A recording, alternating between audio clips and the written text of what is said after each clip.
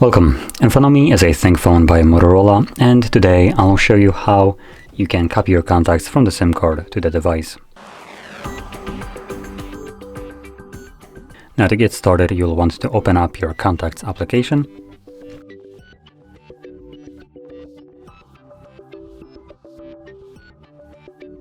Come on flagship device.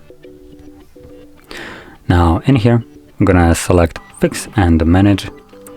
Import from SIM. This will automatically select all the contacts that are located on your SIM card. You can deselect some of them that you don't want, and from there just simply press on import, and this will import all selected contacts to your phone.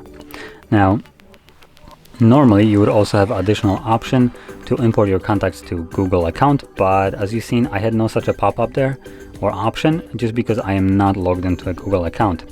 But if I was, it would be visible obviously right here, right in the spot where you have add another account. Everything would be shifted down, and this would show me my Google account as an example. And you could import contacts to that account, and from there you could select between the device or the Google account depending on where you imported your contacts to. And obviously depending on where they are, one will show you those contacts and the other one will not. So yeah.